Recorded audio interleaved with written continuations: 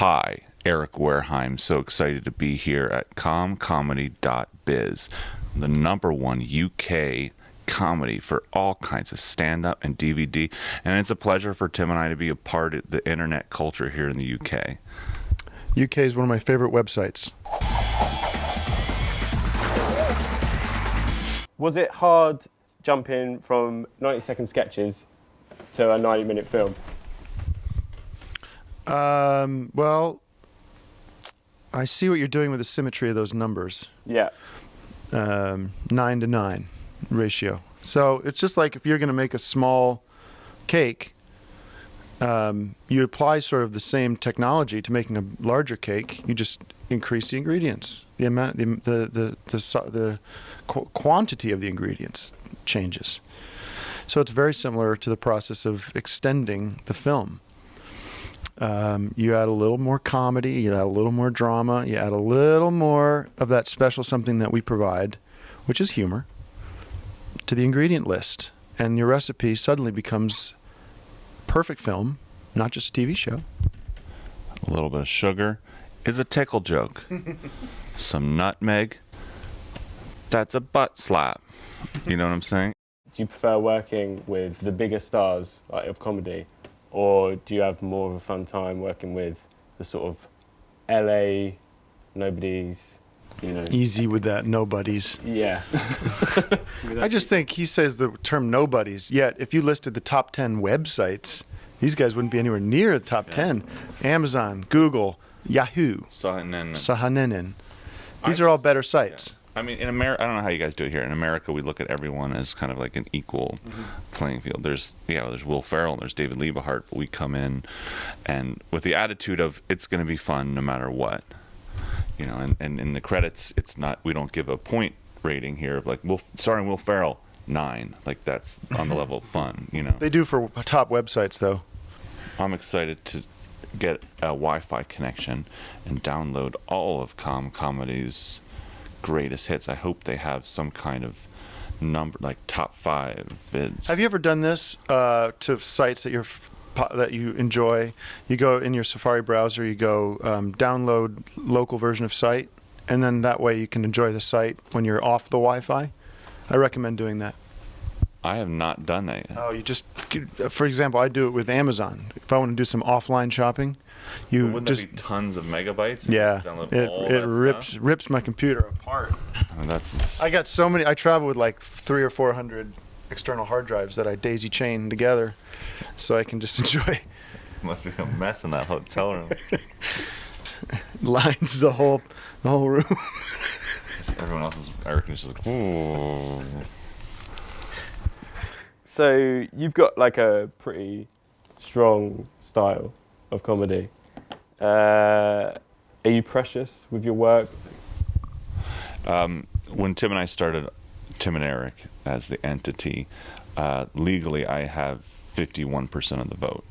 So when it comes to script ideas, creative choices, editing, Tim can say what he wants, but at the end of the day, it's really my thing. It might as well be 99%. It might as well be 100%, you know. It might as well. I mean, it might as well be 100%. I mean, Tim does contribute a lot in terms of his energy. You know, just. I'm in charge of sort of keeping the spirits up. You know, it's sort of. We have fun, like Heavy Metal Day, where everybody dresses up in heavy metal clothes at work, and sometimes I'll say like, let's do Taco Tuesday, and I go, I'll bring in donuts tomorrow, everybody, and they go, whatever, it doesn't matter. We usually eat before we come into work, but they eat them eventually. It always gets eaten.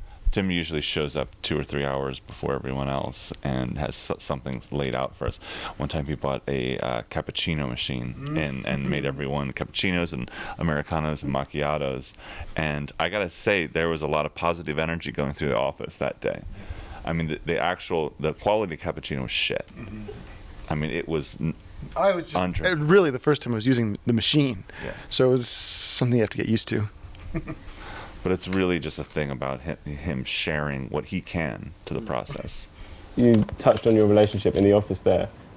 What do you argue about?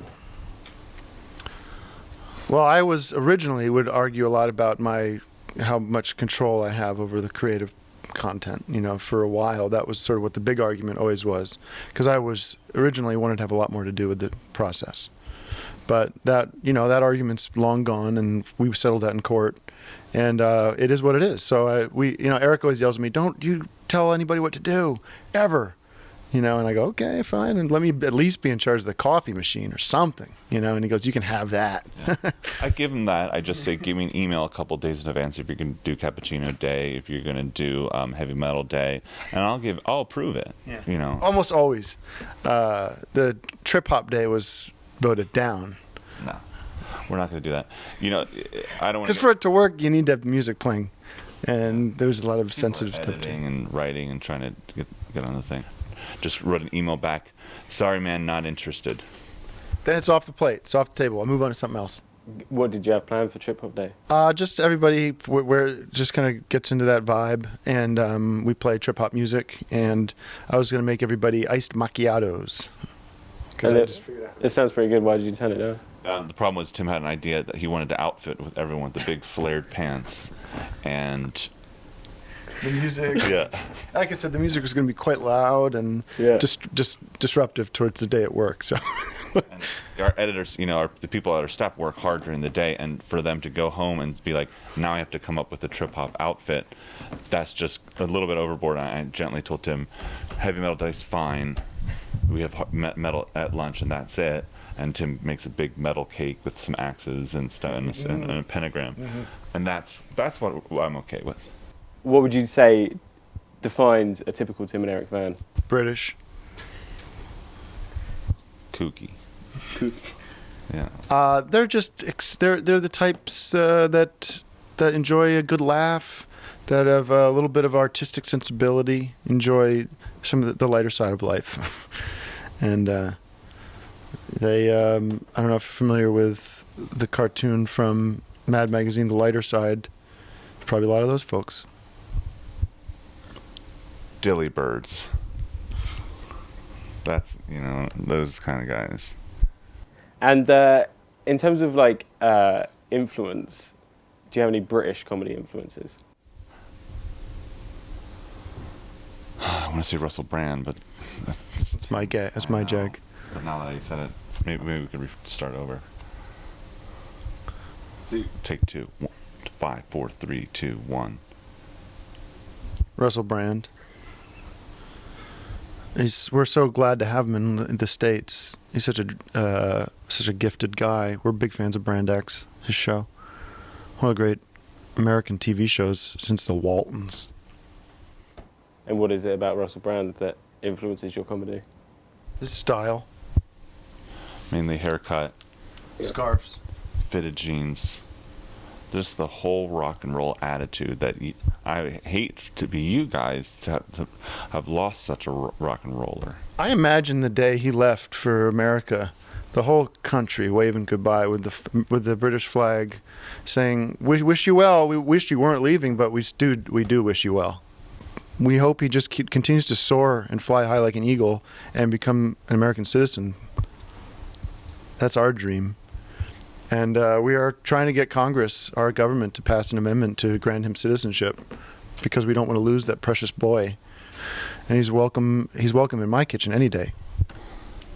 Mine too. Anyone else? Who's the guy? Oh, I'm thinking Russell Brand again. Yeah. I got Mr. Bone. Mr. Bone.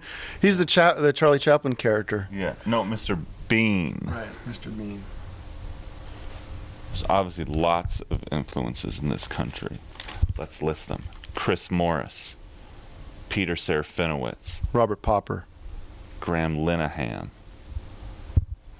George Lucas, Ricky Gervais before he came to the States. Fat Gervais.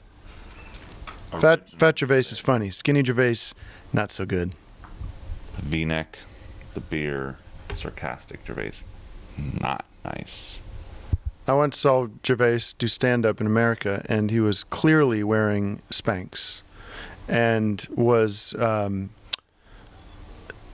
blamed it he's walking like with this really like arched back kind of thing, and he's like, "Oh, I hurt myself golfing." Like, no, you didn't. You're wearing something to put your fat closer into your body. I've worn them. Spanx. We both wore them from the movie. Guess who else? Monty P. Oh, Monty P in the house. I'm talking about my Python, my boys. You guys know this information, you know? Do you? The Goon Squad. Yeah. Richard and Humphrey. Derek and Clive.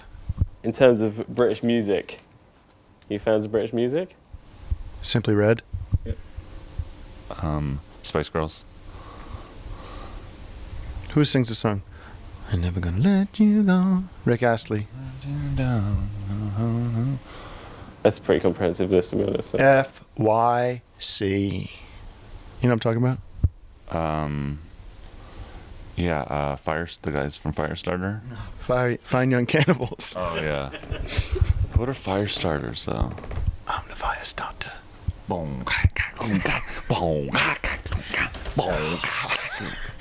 That is fine English music. That is Prodigy, baby. I'm talking about. I'm the fire starter. Also, Right Said Fred.